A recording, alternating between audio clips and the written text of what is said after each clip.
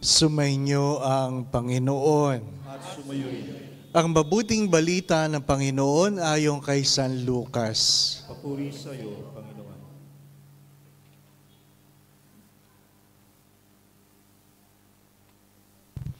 Noong panahong iyon, nagpatuloy si Jesus sa kanyang paglalakbay. Siya ay nagtuturo sa bawat bayan at nayon na kanyang dinaraanan patungong Jerusalem. May isang nagtanong sa kanya, "Ginoo, kakaunti po ba ang maliligtas?" Sinabi niya, "Pagsikapan niyong pumasok sa makipot na pintuan. Sinasabi ko sa inyo, marami ang magpipilit na pumasok, ngunit hindi makakapasok. Kapag ang pinto'y isinara na ng puno ng sambayanan, magtitiis kayong nakatayo sa labas at kakatok ng kakatok. Sasabihin ninyo, Panginoon, papasukin po ninyo kami.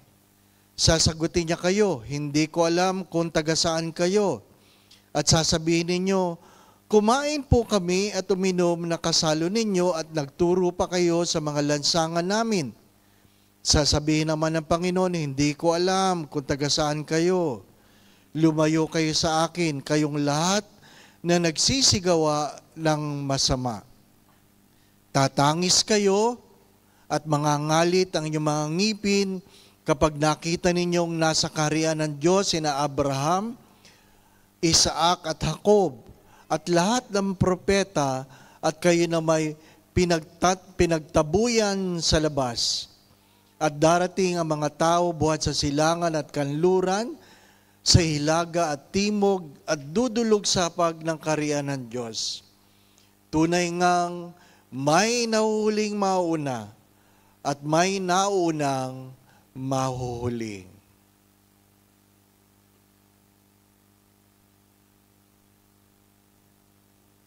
Ang mabuting balita ng ating kaligtasan. Pinupuri ka namin, Panginoong Kristo. Tayo po'y magsiupo.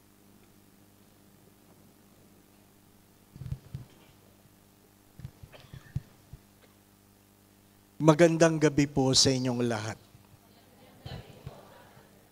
Ang unang gabi natin sa Abu Dhabi, pinag-usapan natin yung pagkamulat, awareness. Mahalaga yun para alam natin kung saan tayo dapat magsimula. At kahapon pinag-usapan natin, ang bawat pagkamulat ay nagdadala sa atin sa pasasalamat. Gratitude. Ano po? At least namulat ka. At hindi lahat lang yung pagkamulat ay maganda. Yung iba doon ay pangit, masama. Kaya nga, nasa iyo ang desisyon. Iyo bang aaminin o magkukunwari ka na hindi totoo at ikaw ay magdudusa habang panahon? O mayroon kang kababaang loob at magbago? Magbago. Ano po? Anong meron sa gabing ito? Sa gabing ito, ang pinaka-simpleng pamamaraan ng pasasalamat, ng pagtanaw ng utang na loob ay ano? Ayusin ang ating mga buhay. The simplest form of gratitude is to become a better person today than yesterday. Alam na alam nyo yan. Ano po? Ang sabi po ni Saint Irenaeus, sabi niya, sinagot siya ng Diyos. Sinagot siya ng Diyos. Para maintindihan po ninyo kung bakit mali ang tanong. Kung kayo ay kukuha ng board exam, at lumabas yung result, ang tanong po ba ay, marami ba nakapasa? Yun ba ang tanong? Hindi, ang tanong ay, nakapasa ka ba? Naintindihan po ninyo? Kasi pwedeng marami nakapasa, ikaw hindi. Oh, wala sa dami yan. Ang tanong ay, nakapasa ka ba? Hindi po ba, no? Kung nag-apply ka ng trabaho, hindi mo itatanong, marami bang natanggap? Hindi. Natanggap ba ako? Tama po ba? Nagkakaintindihan tayo. Kaya ang tanong ng binatang mayaman ay, paano ako makakapasok sa pinto ng langit? What must I do to inherit eternal life? Yun ang tanong. Hindi yung marami ba? Mali ang tanong. Kaya, ayusin natin. Baka may mga bagay na hindi nagiging maayos sa ating mga buhay kasi mali ang tanong. Di po ba, ano? Mali ang tanong. Ngayon, maliligtas po ba ako? Yun ang tamang tanong. Sa palagay nyo, ano sagot? Hindi ako, kayo. Kung ikaw magtatanong, ano sa palagay mo isasagot sa'yo ng Diyos? Maliligtas po ba ako? Mahalaga yung tanong na yun, hindi po ba, ano? Or pwede mong itanong, ano po ang pwede kong gawin para maligtas? Kasi mahirap yung diretso. Maliligtas po ba ako? Hindi. Okay. Ano po ang pwede kong gawin para maligtas? Or, ano po ang pwede kong itigil para ako'y maligtas? Dalawa yan. Ginagawa na mali na dapat itigil o walang ginagawa na dapat gumawa ng tama. Nagkakaintindihan po ba tayo? So, hindi yung marami ba maliligtas, konti ba maliligtas. Ang tanong ay, maliligtas ba ako? Ano ang gagawin ko para maligtas? Ano dapat ang hindi ko ginagawa para maligtas? Anong meron sa unang pagbasa? Igalang mo ang iyong mga magulang. Nagsimula doon. Igalang mo ang iyong mga magulang. Honor your father and mother. The only law with a promise. Sinabi doon, the only law with a promise. Ano ang pangako? Pag iginalang mo ang iyong mga magulang, pagkakalooban ka ng mahabang buhay. Mahabang buhay. Ano po? So, gusto mong mahabang buhay? Magsimula ka doon. Igalang mo ang iyong mga magulang. Ano ibig sabihin nun, mga kapatid? Unang-una, hindi tayo lahat magiging magulang. Hindi tayo lahat magiging magulang. Lahat ba tayo magulang? Hindi. Hindi lahat ng nag-asawa naging magulang. Di po ba? Ano? Ang magulang ay may anak. May anak. So, hindi tayo lahat magiging magulang. Pero, lahat tayo ay anak. Kaya, ang pinagtuunan ng pansin ay mga anak. Kasi lahat anak. Di po ba, ano? Hindi mo pwede sabihin na hindi ako kasali dyan. Ano ka? Kung may nanay ka, anak ka. Di po ba, anak? Ha? Kaya, mga anak, igalang mo ang iyong mga magulang. Pero, Father, ang nanay ko ay ganito, ang tatay ko ay ganito. Ang pinapagawa sa akin ay mali. Sinabi ba ng Diyos, gawin mo ang mali? Ang sabi lang ng Diyos, igalang mo. Di ba, ano? Bakit tayo nagkakaproblema? Kasi pwede kang tumutol sa pinapagawa sa iyo ng may paggalang. Anong problema ng mga anak? Kapag ayaw nila ang pinapagawa ng kanilang mga magulang, sumasagot sila ng walang paggalang. Anong kabaliktaran ng paggalang? Bastos. Di po ba, ano? Bastos. Igalang mo. Bakit kailangan magsimula sa bahay? Sabi ni St. John Paul II, the road of the family is the road of the future. Kung hindi ka marunong gumalang sa sarili mong magulang, sino ang pwede mong igalang? Kaya nga sabi ko kahapon, pag kayo'y mag-aasawa, tingnan nyo kung ang iyong asawa ay marunong gumalang sa kanyang magulang. Kasi kung hindi niya kayang igalang ang sarili niyang magulang, maaasahan mo bang igagalang niya ang magulang mo? Hindi. Hindi. Magsimula tayo sa bahay. At ang pinakamagandang simulain ay ang paggalang. Yung mga magulang dito, huwag kayong uuwi at sasabihin nyo, pakinggan yung sinabi ni Father, igalang mo daw ako. Ano ang kautusan? Respect is not something you can demand. Respect is something you have to earn. Hindi mo pwedeng igalang ang isang taong hindi kagalang-galang. Di po ba, na? Igalang mo ako. Kayo po ba si Mr. Galang? Di ba?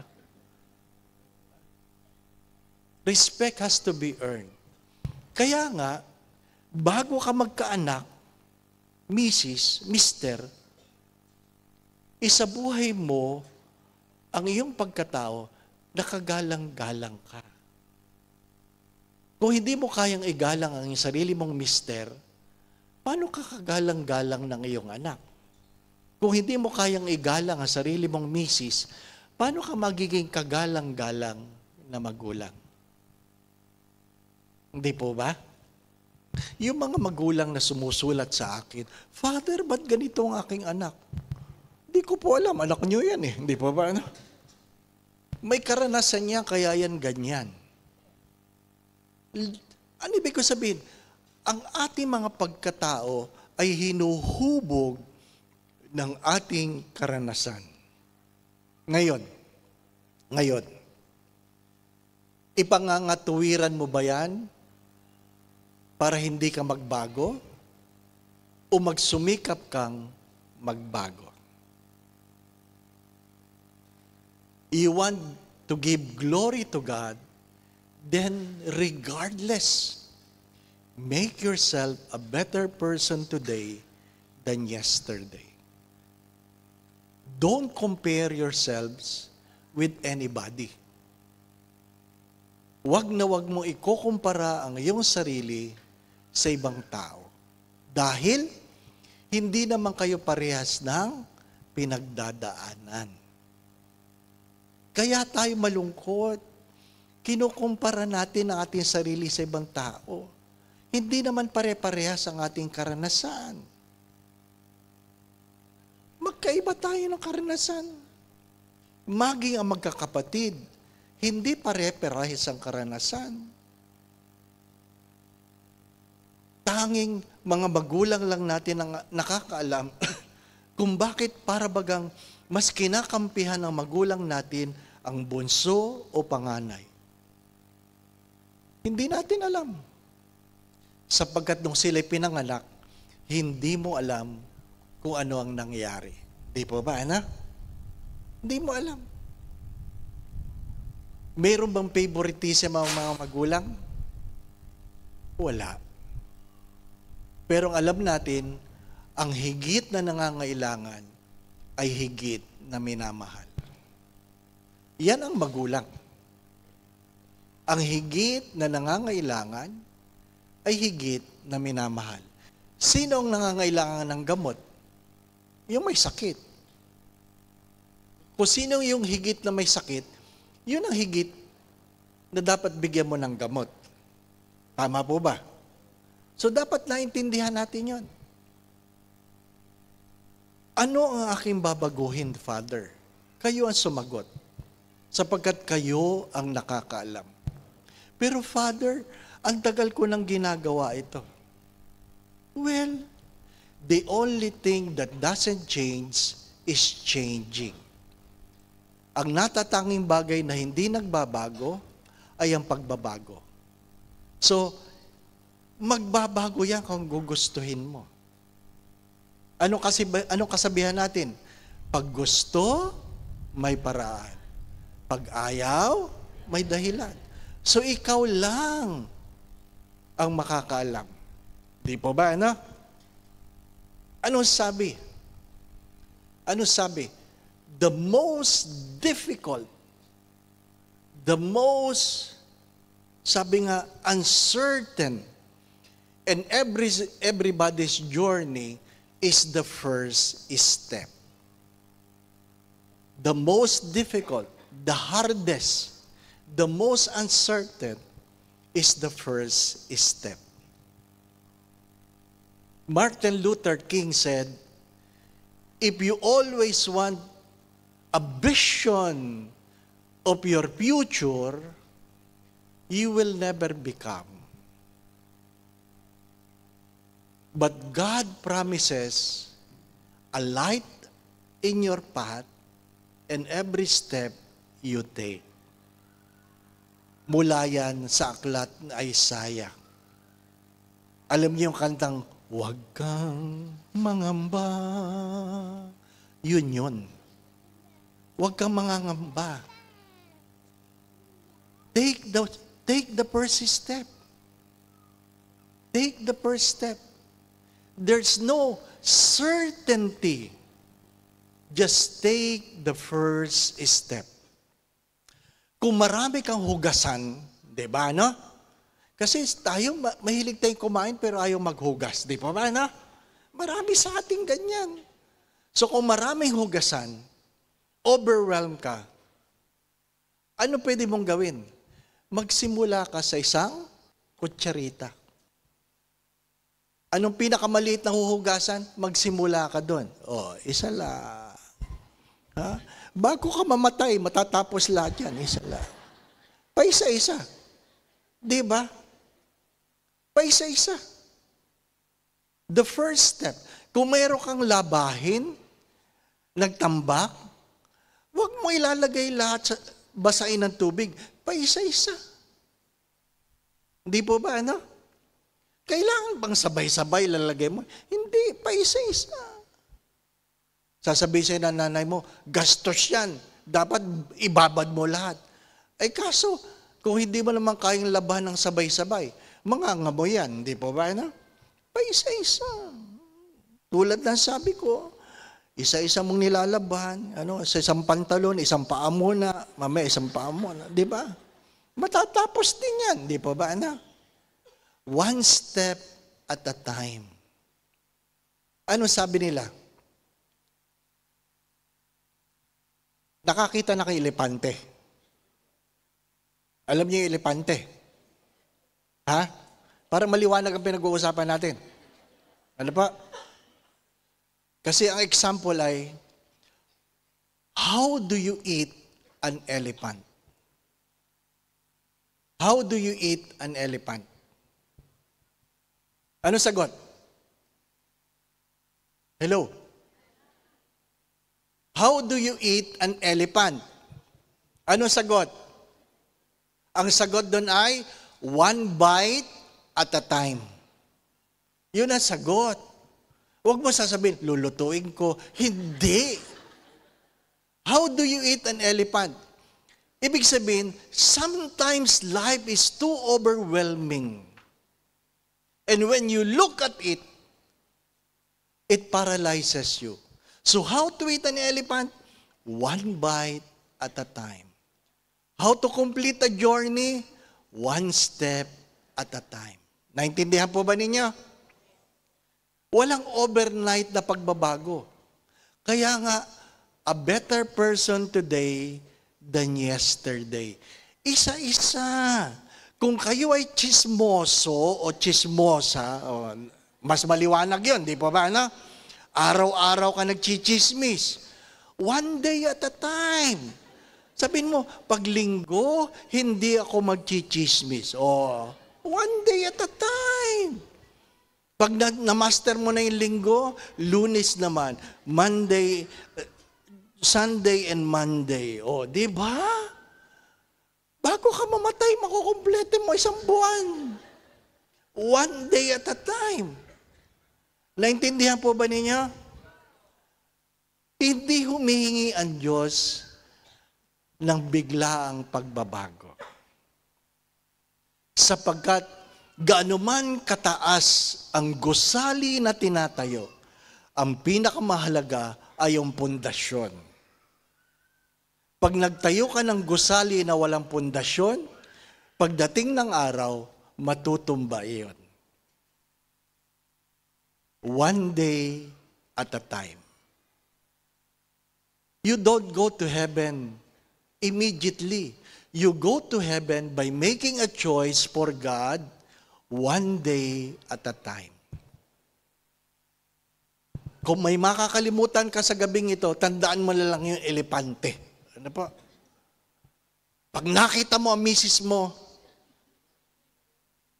ay, di ko sinasabi ha.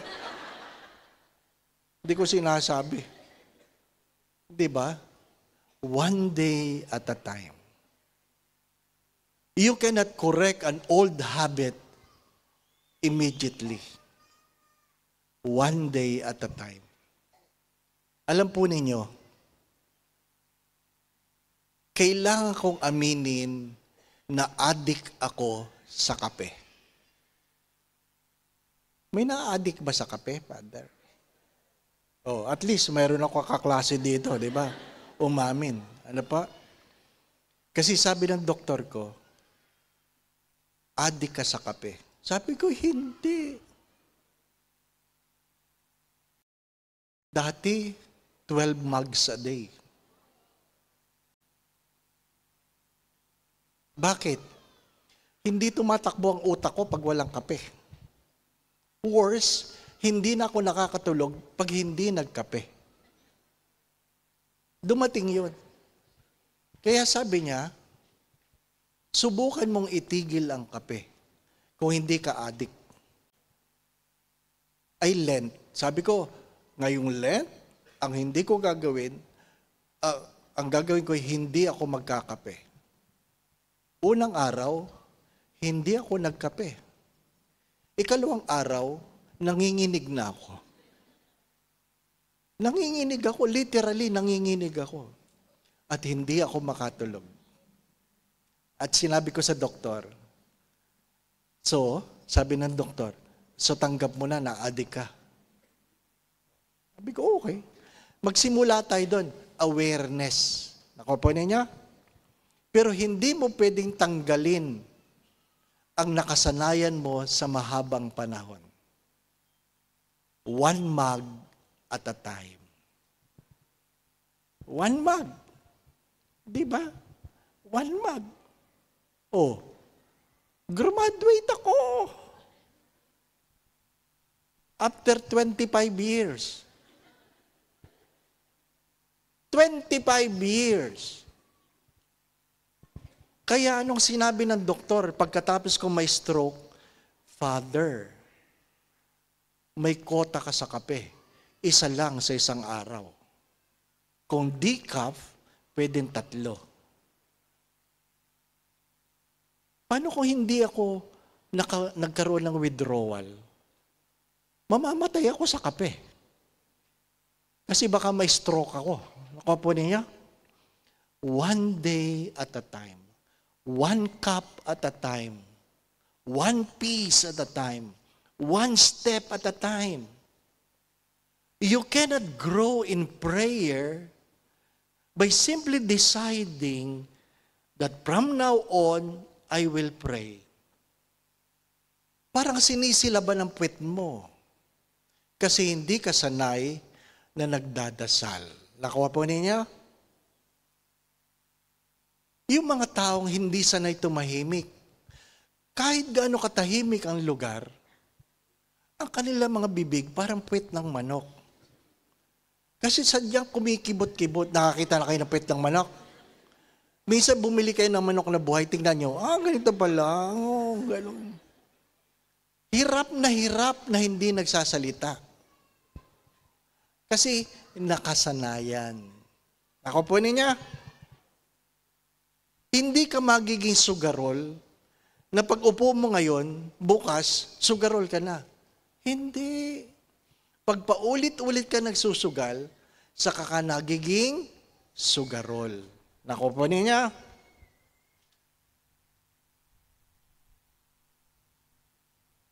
Hindi ka nagiging babaero kung ngayon nakakita ka ng babae. Di ba? Hindi. Magsisimula ka muna sa kape. Magkape naman tayo. Di ba? Dapat ka umuwi. Nandun ka, nasa tambayan ka ng kape. Sa susunod, mamasyal naman tayo. Habang nagkakape. Kasunod, manood naman tayo ng sine. Ang layo ng Dubai. Mag-overnight naman tayo sa Dubai. Ganon yan. Hindi yan biglaan. Saan ko natutunan yan? Sa mga estudyante ng isang universidad na kung saan ako'y naging chaplain. Alam niyo, mga estudyante, kayo din yun. Yung iba sa inyo dati. Nagsisimba lang pag finals. Di ba, no? Kaya pag napuno ang simbahan ng estudyante, sabihin ko, finals na ba? Finals na? Kasi hindi nag-aral, tapos hingi sa Diyos ng biyaya, di ba ba? Nawa, Lord, luminaw ang aking mata. Nawa, Lord, gumanda ang sulat ng aking katabi. Di ba? Lord, sana po hindi siya madamot. Di ba? Ganyan, no? Uy, maraming magagaling na ganyan. Pagdating ng exam, sasabihin nung, taas mo. Di ko kita! Ayusin mo! Tapos kokopyahin. Tapos maya-maya, tama ba yan? Ang kapal. Yung mga nangopya, yan ang mataas ang grade. Di ba, no? Ay. Wala pang finals, may nagsisimba ng estudyante. Sabi ko, Kinabukasan, nagsimba uli. Ay, sabi ko, pag nagsimba yan bukas, lalapit na. May problema yan. True enough. Lumapit ang estudyante. Father, pwede kayo makausap? Ano po yun? Meron lang po sana ako sasabihin. Ano nga po yun? May problema po ako. Ano po ngayong problema? Buntis po ako. Ay, problema yun, di ba? No? Problema yun. Sabi ko, ano nangyari? Sabi ng estudyante, di ko po alam. Sabi ko, saan tumigil ka? Ano ka, Immaculada Concepcion? Hindi na mauulit yun. Di ba? Anong di mo alam? Ano nangyari? Nag-review lang kami. Ano ka? Nakabuntis na mag-review? Ano? Ha? Ano talaga nangyari? Well, sasabihin ko na kung saan. Sa Santa Mesa. Doon sa Santa Mesa, maraming biglang liko, di ba, no? Alam niyo, di ba, no? Doon ba kayo pumasok? Bigla kayong iniliko, di ba? Uy! Di ba? Doon sila, kumukuha sila ng kwarto. Nakalagay doon, langit, 375. Mura lang ang langit. Mura lang ang langit doon. Nakalagay, 375 langit. Palagi ko yung nakikita, sabi ko, grabe ang langit dito, 375. Magre-review sila, 10 sila. 10 sila magre-review. Dahil sikip sa library. Ayaw nilang umuwi ng maaga kasi matatraffic lang. So, sama-sama sila doon, 10. 375. 37 pesos lang. 3 oras, aircon. Pwede ka bang umorder habang kayo nag-aaral? Di ba, ano? 10 kayo. Mali ba yun? Tama. Kaso, hindi kayo palagi 10. Minsan 5 lang. Kasi yung iba wala. At minsan, 2 lang kayo. Di ba? At pag 2 lang kayo, nakakatamad. Di ba, no? Nakakatamad. Binabangga-bangga ng lalaki, nakakatamad. Sabi ng babae, huwag kang ganyan, nakakatamad na nga. Tapos sabi ng lalaki, ang ganda pala ng buhok mo. Huwag kang magulo. Paamoy nga. Habang inaamoy, hinalikan sa leg. Sabi ng babae, hihihihi. Di ba na?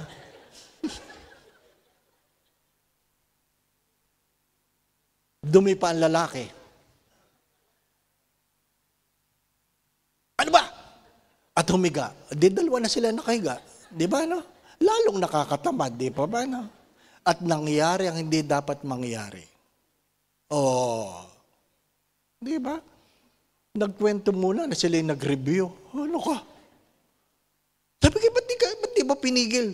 Nakalagay po kasi sa poster. Just do it.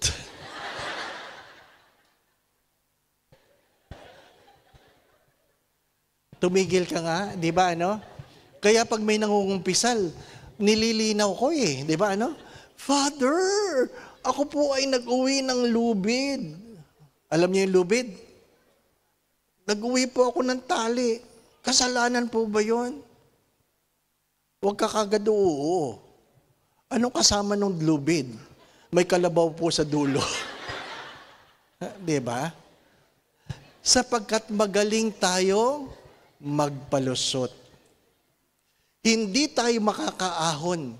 As I always say this, the only wrong we can correct are the wrongs we can accept. Kung hindi mo kayang aminin na nalululun ka sa sugal, nalululun ka sa drugs, nalululun ka sa pag-iinom, ay hindi ka makakaahon. Hindi ka makakaahon. Kahit anong away ninyo, mga misis, hindi nyo mapipilit si mister kung hindi niya kayang aminin. Ang pagbabago ay nagsisimula sa kababaang loob na sabing, oo, adik ako. And to move forward is to make one step at a time. 3 steps, tagumpay. On the 4th step, madadapa. Tuloy lang. Tuloy lang. Because if you keep on walking, the moment you stop, you are already far from where you have started. Napagod ka maghugas. Hindi ibig sabihin, dati pa rin yung dami nang dapat mong hugasan. May nahugasan ka na. Di po ba, no? Kung mag-aaral ka, huwag mo iisip. ما هي مساحة الربع الخالي؟ الربع الخالي ياسمينة، ما هي مساحة الربع الخالي؟ 650,010 كيلومتر مربع. طيب أنا اللي بسألكم الحين من اللي يبي مصروفه؟ أنا خلي ياسمينة تنفعكم. Grab at a time. Sabi ko nga sa'yo, bago ka mamatay, matatapos mo yan. Di ba ba? Di ba? Hindi tayo sabay-sabay na dumating. Hindi tayo sabay-sabay na aalis. Hindi pare-parehas ang ating kakanyahan. Kaya ang hahanapin ng Diyos sa atin, depende sa biyayang kanyang pinagkaloob. Ano lang ang sabi? If you will do nothing, then there's nothing to change. There's nothing to improve. But if you do something, at least there is something to improve. Maliwanag po ba yan? Because if you will not make the single step, then there's nothing. Listen to this. If you do nothing, then there is nothing to bless. Pakiintindi yun. If you do nothing, there is nothing to bless. But at least if you do something, God has something to bless. Intindihan po niya? So kung gusto niyo kayo'y pagpalain, do something. If you want your life to be different, then do something you have not done before. Do something. Because if you keep doing what you have been doing, then you will continue to get what you have been getting. Kung gusto mo na merong bago kang matanggap, gumawa ka ng bago. Ano yung bagong yun? Yung hindi mo pa nagagawa. Para mas maganda ito. When was the last time you said, "This is my first time"? Natanong ko na dati yan. When was the last time you've said, "This is my first time"? Hello? Naintindihan po ba niyo yung tanong? When is the last? Kailan yung sinabing, "Uy, ngayon ko lang ginawa ito. First time." Anong catch doon? If you have not been saying those words, sorry to say this, you are already dying. Pag wala na kayong sinasabing, "Uy, bago ito," ibig sabihin, malapit na kayong mamatay. Malapit man malayo din, pilit mo ring mararating. Di ba, no? Bakit? Ayaw mo na ng bago. Ano sabi nila? If you have been doing things rightly and you have not been committing wrong mistakes, then you are not doing something new. Something new. Di ba, no? Take courage. Take courage. Mga minamahal na mga kapatid, sadyang may kanya-kanya tayong pinagdadaanan, pero isa lang dapat ang ating patutunguhan. Saan? Langit. No? Langit. Hari nawa, magkita-kita tayong lahat sa langit. Ha? Pa-picture kayo ng pa-picture sa akin. Ano po? Hari nawa, magkita tayo sa langit. Di po ba? Ano? Ha? Huwag mo hindi yan magagamit kay St. Peter. Oh, Father, Peter, picture kay Father Dave. Ano ka? Nasa langit siya, ikaw wala. Oh. Di ba? Magkita-kita tayo. Ha? Pero hindi ako nagmamadali. Pwede kayo mauna. Di ba ba? Di ba na? Life is short. Life is short. Huwag niyo sayangin ang panahon. Huwag isipin ng mga bata, mahaba pa ang kanilang mga buhay. Hindi. Sadyang yan ang misteryo ng buhay. Di ba? Parents, I would like you to ask a very difficult question. And what is that? If you die, will your children survive? Hello? Ha? Diba ano? Yes, Father. Bibiling ko sa aking biyanan. Diba? Balik tayo doon sa unang pagbasa.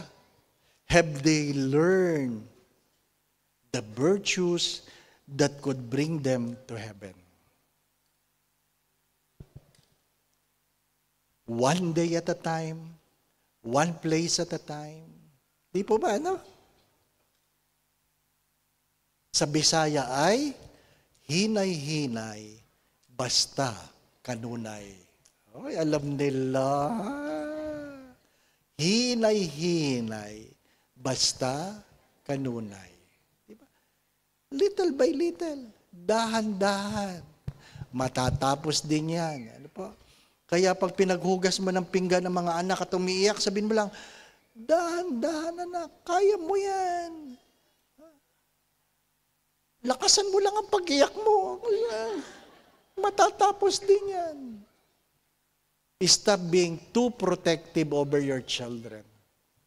Because they might grow with a wishbone without a backbone. Parents, don't spoil your children. Because they might grow with a wishbone without a backbone. One day at a time. Kaya nga, yung gustong mag-gym, punta ka sa gym, magbubuhat ka, sa una lang yan mabigat. Tapos uuwi sa bahay, maghuhubad. Ano ka, isang araw ka pa lang, di ba? Ano ka, hindi naman yan. It takes time. Pag nag-diet ka, hindi ka kumain ngayon, mabibigla ka lang. Kasi yung iba, hindi lang kumain na isang araw, magtitimbang, hindi nabawasan. One day at a time. Nakuha po ninyo? Awareness is where we can start. Awareness should bring us to gratitude. Gratitude should bring us to a deeper sense of knowing that the glory of God is for man fully alive. And what is that? To become a better person today than yesterday. Kaya madaling mag-iwan. Just think of an elephant. How to eat?